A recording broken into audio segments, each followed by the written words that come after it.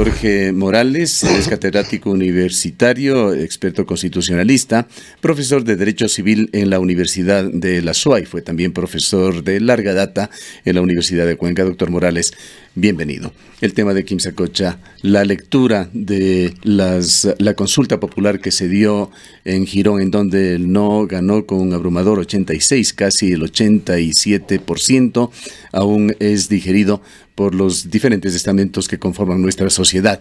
Quisiéramos hablar con usted sobre lo vinculante o no, además los alcances, las consecuencias que traen este resultado que se dio también el pasado 24 de marzo. Muchas gracias por su amable invitación, señor ingeniero Gustavo Cardoso. Un respetuoso saludo para la audiencia de Ondas Azuayas.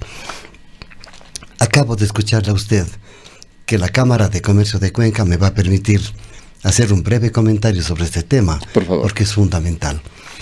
De que la Cámara de Comercio de Cuenca no está de acuerdo con los pronunciamientos hechos por los directivos o dirigentes de las cámaras nacionales de minería.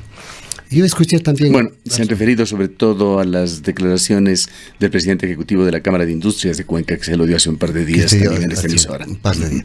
También escuchaba una entrevista de un señor Santiago Yepes, presidente nacional de la Cámara Nacional de Minería del Ecuador, en el sentido de que se han invertido como 742 millones de dólares en exploración y explotación de actividades mineras en el país.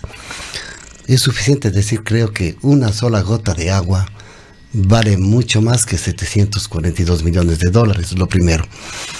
Y lo segundo, escuché al señor Santiago Yepes, repito, de la Cámara de Minería Nacional, en el sentido de que ellos iban a consultar a la Corte Constitucional para que determine esta Corte Constitucional si una consulta popular hecha o realizada a una pequeña comunidad es más importante que los intereses nacionales, que sobre minería se trata. De gana va a ir el señor Yepes o esta Cámara Nacional de Minería o los mineros interesados en actividades mineras a la Corte Constitucional, porque les van a recibir distinguidos constitucionalistas como Agustín Grijalva, como Hernán Salgado, como Ramiro Ávila, como Carmen Ponce Corral, como Carmen Corral Ponce, y les van a contestar simplemente con el 398 de la Constitución Política, en el sentido de que toda decisión o autorización estatal que pueda afectar al ambiente deberá ser consultada a la comunidad, a la cual informará amplia y oportunamente, a cualquier comunidad, de tal forma que no creo que sea oportuna la presencia de la Cámara Nacional en la Corte Constitucional. En segundo lugar, señor ingeniero, basta que repasen, y esto lo conocen todo el mundo, el artículo 71 de la Constitución, que dice que la naturaleza, o Pachamama, donde se reproduce y realiza la vida, tiene derecho a que se respete integralmente su existencia. Y toda persona, no solo comunidad, toda persona, comunidad, pueblo, nacionalidad, podrá exigir a la autoridad pública el cumplimiento de los derechos de la naturaleza. De tal suerte que en este contexto es en el que se debe ubicar bien la Cámara Nacional de Minería del Ecuador para poder presentar cualquier apelación o reclamo de la Corte Constitucional. En lo relacionado con la consulta popular efectuada recientemente en Girón, esta consulta popular es vinculante, es de cumplimiento obligatorio. Recuerde la ciudadanía que la misma Constitución dispone que las consultas populares son de cumplimiento inmediato y obligatorio, de tal suerte que no solamente tiene una fuerza moral irrebatible el pronunciamiento que ha dado Girón sobre el asunto minería, sino que además tiene una fuerza jurídica enorme, por cuanto el gobierno está obligado a detener y a suspender cualquier actividad minera que se realice en esa zona sobre la cual se ha efectuado la consulta popular respectiva. ¿Sus efectos desde el punto de vista jurídico son exclusivos sobre el Cantón Girón? Exclusivos sobre el Cantón Girón. Por eso es que el doctor Yacu Pérez, justamente reforzado en esta consulta popular, va a proponer, según le he escuchado, ya no solamente una consulta popular a nivel del Cantón Girón, como ya efectivamente se lo hizo, sino a nivel de toda la provincia. Y el señor alcalde electo creo que tiene un aliado estratégico extraordinario, porque el Código Orgánico de Organización Territorial y Descentralización Administrativa, el famoso CODAT, le obliga al alcalde, como una de sus facultades, a preservar la pureza del agua potable. Y una de las facultades precisamente colaterales que tiene que ver con este tema es el de prevenir sobre cualquier amenaza que pueda recaer sobre el agua que estamos bebiendo aquí en Cuenca. ¿Qué asidero, doctor Morales, podrían tener declaraciones hechas conjuntamente por la Cámara de Industrias y la Producción en la ciudad de Cuenca y la Cámara de la Minería que califican al proceso alrededor y en esta consulta popular como inconstitucional? Y por otra parte, a la pregunta concreta que fue la siguiente, ¿está usted de acuerdo que se realicen actividades mineras en los páramos y fuentes de agua del sistema hidrológico Quimsacocha, como una pregunta dirigida? Esta pregunta, que fue trazada en borrador y creo que inclusive en forma definitiva, que fue trazada por este conjunto Yes Unidos, inclusive con participación del doctor Yacu Pérez, fue una pregunta profundamente meditada, justamente para evitar cualquier tendencia a creer de que se trata de preguntas inductivas o que conducentes a una respuesta determinada. Fue profundamente estudiada, inclusive fundamentada, señor ingeniero, en algunas sentencias que ya se había dado aquí en la ciudad de Cuenca por parte de algunos jueces sobre este tema. Y está bien fundamentada porque tiene como base justamente el artículo 398 de la Constitución Política, que establece la obligatoriedad de realizar consultas populares previas a la realización de cualquier actividad minera. De suerte que yo no veo razón para que los señores promineros interpreten de esa forma la pregunta de la consulta popular. Además, si ellos creen que así es así, acudan, pues como han dicho que van a acudir a la Corte Constitucional para presentar su apelación o su recurso de protección extraordinaria, como han dicho, anticipándole, señor ingeniero Gustavo Cardoso, que el recurso de protección es totalmente improcedente, porque el recurso de protección es un recurso que beneficia, al que pueden acudir los ciudadanos, no el Estado. Eso lo dice el artículo 88 misma de la Constitución. Mire lo que dice el 88. La acción de protección tendrá por objeto el amparo directo y eficaz de los derechos reconocidos en la Constitución y podrá interponerse cuando existe una vulneración de derechos constitucionales por actos u omisiones de cualquier autoridad pública. Es por actos de la autoridad pública que se puede proponer o promover una acción de protección, no al revés, pues, no en sentido de que el Estado o las instituciones públicas puedan proponer acciones de protección contra sí mismas, digamos, entre otros términos. Y así lo expone justamente, por ejemplo, el doctor Fabián Corral, que es un constitucionalista reconocido aquí en el país. ¿A qué se enfrenta el Cantón Girón, a qué la provincia de la Azuay, ante este embate del poder económico de las transnacionales mineras? Hablar de cifras de centenares o miles de millones de dólares es hablar de mucho dinero. A lo que se suma, nos referimos a la acción de las transnacionales mineras, a lo que se suma la voluntad política del gobierno nacional claramente prominera. Sí, en este momento la población de Girón tiene una fuerza espiritual extraordinaria, que está justamente fundada y basada en la respuesta contundente del 86% que ha dado a la consulta popular. Mire, señor ingeniero Gustavo Cardoso, yo tengo un pequeño librito que es texto de estudio en la Universidad de la Azuay, y en su momento fue texto de estudio en la Universidad Estatal, que trata sobre el respeto a los derechos de la persona.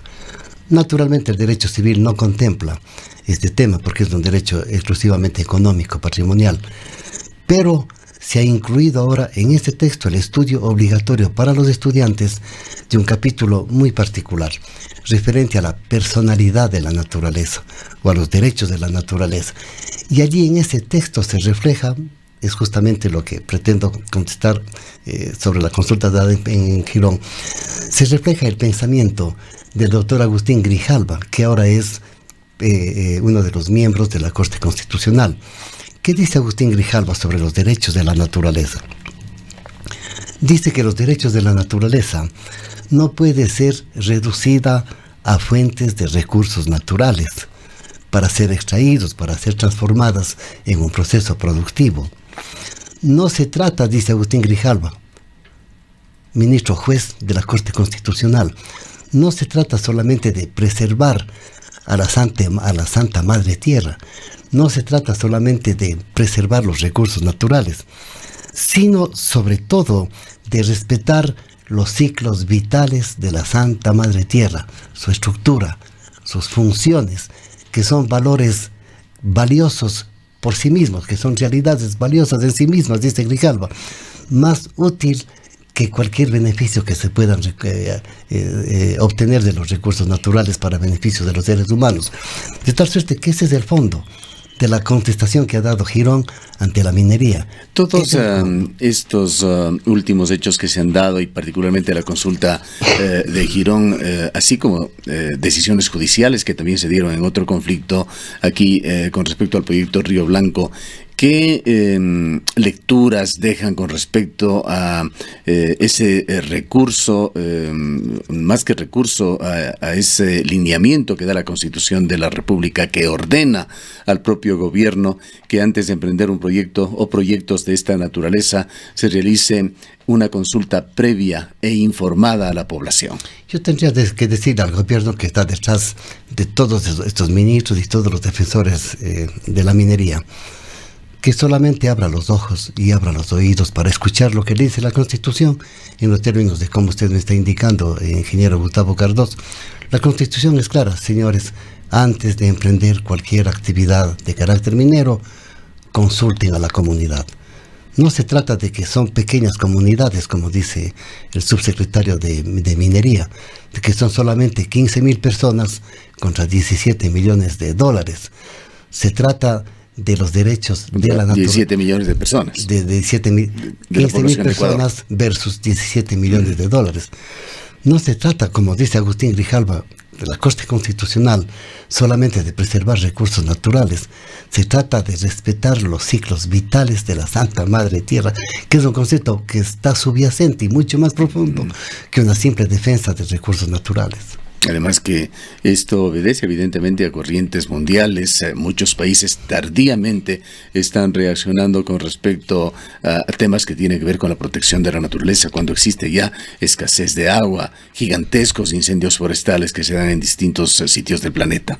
Ya en 1965, el expresidente, que ahora es expresidente de la Corte Suprema de Estados Unidos, William Gordon, ya señaló él como una especie de carta de los derechos de la naturaleza, para enseñar a los seres humanos a tener una relación civilizada, dice él, con la naturaleza y con la Santa Madre Tierra, como él lo califica exactamente. ¿Qué prevé usted puede ser el panorama futuro de Ecuador con respecto a la minería, con respecto a la protección de las fuentes de agua, con respecto al medio ambiente, a la ecología? Ya está abierta la puerta, está abierta la ventana, señor ingeniero, con la consulta de Girón y también con la elección del doctor Yacu Pérez, para que tengamos una autoridad en quien creer y en quien confiar, en que va a iniciar definitivamente una lucha contra cualquier amenaza, como dice el doctor Yacu Pérez, contra el medio ambiente o contra la naturaleza. Está abierta la puerta y esto va a ser una especie de boomerang que se va a extender,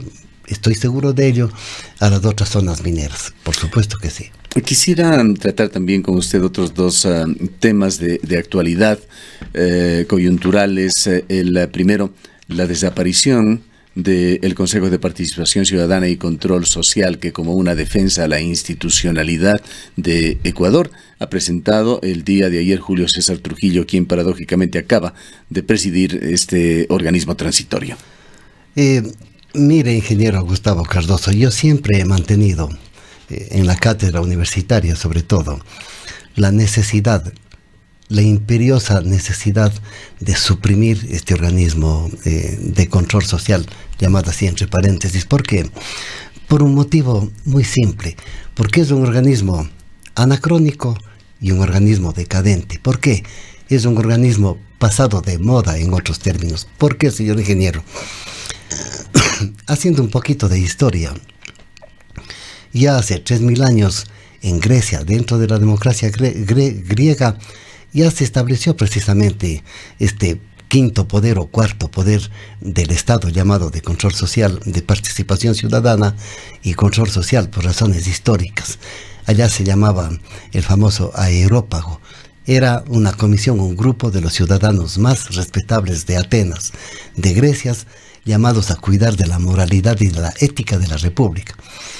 Luego, este aerópago, este tema fue copiado, fue traspasado, digamos así, históricamente, por el capitán general Simón Bolívar en el Congreso de Angostura, hoy Ciudad Bolívar. Y a Simón Bolívar, en su gran discurso en la Constituyente de la Gran Colombia, en el año 1819,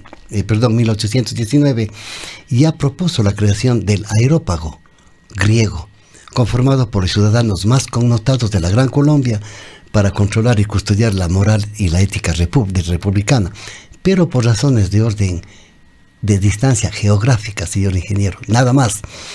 Esto fue copiado por el señor Hugo Chávez en su Constitución de 1999, y él crea en su Constitución bolivariana el quinto poder, llamado el poder moral de la República Bolivariana de Venezuela, justamente para promover la participación ciudadana y el control de la ética. Y ahí tiene usted en qué ha parado la Constitución venezolana, señor, este momento. Ahí tiene usted el desastre que significa esa Constitución y la situación que está viviendo Venezuela. El señor Rafael Correa, en el año 2008, en la Constitución de Montecristi, copia al señor Hugo Chávez esta quinta función denominada de participación social y control social. Y usted tiene un organismo desde esta época subyugado, supeditado, cooptado completamente al poder político del Ejecutivo, como efectivamente lo ha sido. Tomando en cuenta que este organismo está llamado a designar a las autoridades más importantes de control del Estado: Contralor General, Procurador General, Fiscal General del Estado, Consejo Nacional Electoral, el Tribunal Contencioso Electoral. Entonces, no tiene sentido que un organismo cooptado, como ha sido por el Poder Ejecutivo, tenga vigencia o tenga legitimidad, como acaba de calificarlo el doctor César Trujillo.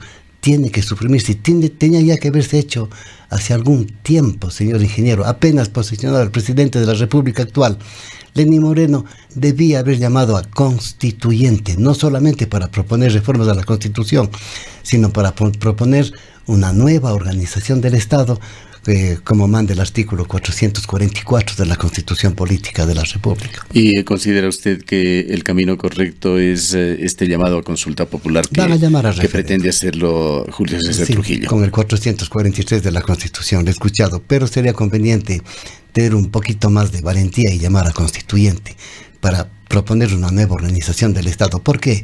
Porque esta Constitución de Montecristi, señor ingeniero, es una verdadera carta negra, tal como se la denominó en 1869 a la Constitución de García Moreno, una Constitución que le dio todos los poderes a García Moreno, exactamente igual que aquí, una Constitución que le dio a García Moreno todas las facultades para nombrar y desnombrar jueces, exactamente que lo que se ha hecho en esa Constitución del 2008 de Montecristi. Volvamos al tema de Quimsacocha, doctora Morales. Usted, cabe indicar para nuestros oyentes, fue director de la Contraloría aquí en el Austro. Hay un informe de la Contraloría relacionado con Quimsacocha, es el informe del examen especial del proyecto minero Loma Larga, periodo comprendido entre el 1 de enero de 2012 y 31 de diciembre del 2017. Paradójicamente lo firma el director provincial de la SUAY de la CGE. ¿Qué es lo más importante del contenido de este informe? Bueno, recordemos brevemente lo siguiente. Hace un año, señor ingeniero, el Contralor General del Estado visitó el proyecto minero Loma Larga, y allí Yacu Pérez participó también en ese reconocimiento que hizo el Contralor, y le demostró con evidencias contundentes que no se puede sacar oro sin contaminar las aguas. Esto es muy importante, sin que se contaminen las aguas que alimentan el río Rircay y alimentan el río Tarqui, que provee de agua potable a todo el sureste de Cuenca.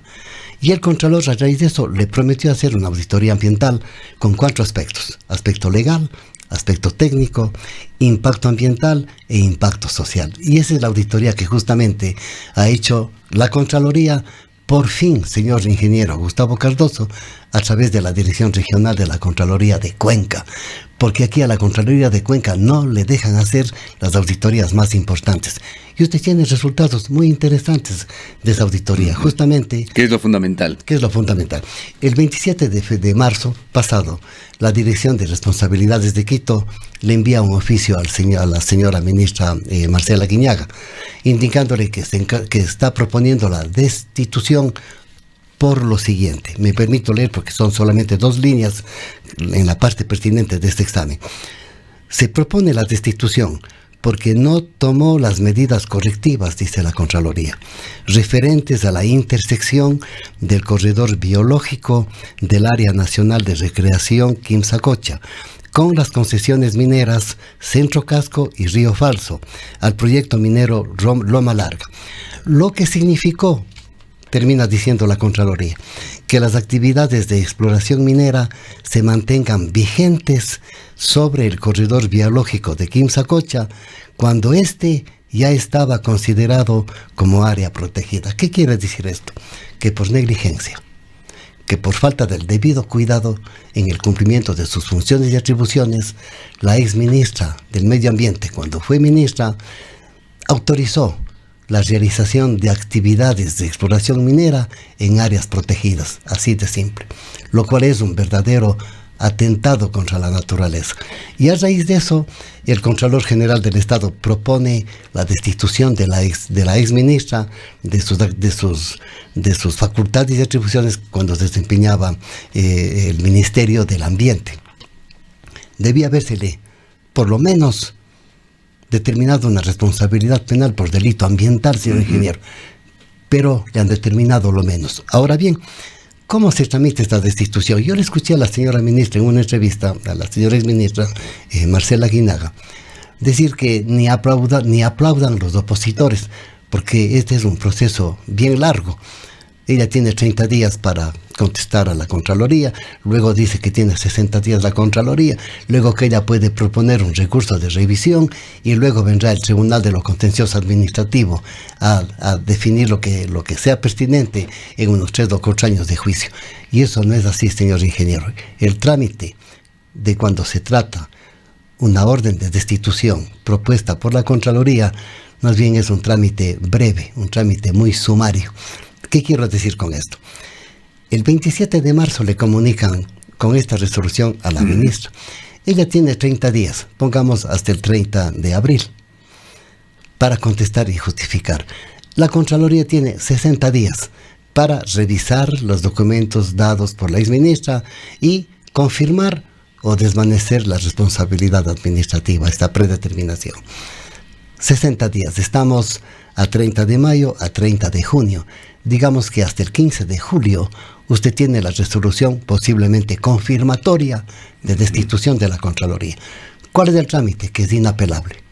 Ella ya no puede proponer recurso de revisión, porque el recurso de revisión solamente se da cuando se trata de responsabilidad civil, es decir, cuando se trata de una obligación de indemnizar daños económicos, que no es el caso que nos ocupa este momento.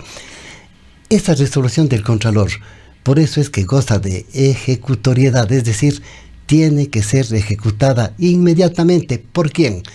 Por la Presidencia de la República, que es la autoridad nominadora de los ministerios. En este caso, el Presidente de la República, a pedido de la Contraloría, más o menos a mediados del mes de julio, estará destituyéndola a la exministra. Ahora entendemos que no es la única persona aludida en este informe, y este informe, cabe indicar, trae cosas muy graves. Vamos a leer solamente una de decenas de conclusiones de las que llega. Señala a los servidores del Ministerio de Minería actuantes en el periodo de análisis 2012-2017 al no haber informado y permitir la ejecución de actividades mineras en la concesión Cristal, que es como le denominan a esta concesión en la cual está Quimsacocha, sin disponer de licencia ambiental, sin que existan procesos sancionatorios por este motivo. Y añade, al no haber remitido e insistido en la aprobación y o registro de la entrega de los informes de exploración de los años 2012 y 2013. ¿Qué dice esto sobre el grado de responsabilidad o, visto desde otro punto de vista, la negligencia de estos funcionarios públicos? Dada la gravedad de la negligencia, es que precisamente que la Contraloría está imponiendo la sanción más grave de carácter administrativo, la destitución, aparte de la pequeña multa que puede poner porque tiene un límite de una destitución ya post-mortem, diríamos, pues ya no son funcionarios. Pero que va a surtir efectos, va a surtir efectos como otro tipo de consecuencias otro tipo de consecuencias. Esto de obviar, de no observar la licencia ambiental es gravísimo, entre otras razones, porque el incumplimiento de uno de los requisitos fundamentales para la celebración de contratos de concesión minera es justamente un incumplimiento que provoca, señor ingeniero, la nulidad absoluta de ese contrato o concesión. Recuerde usted, esto justamente se aprende en los primeros años de derecho de los jóvenes estudiantes de Bien, doctor Morales, el tiempo no nos da para más, pero no quisiera que se deje de referir también el tercer tema que quería tratar con usted, las reformas al Código de la Democracia, que las acaba de describir hace pocos minutos uno de los consejeros del doctor Luis Verde Soto, que se propone para los futuros eventos electorales en Ecuador.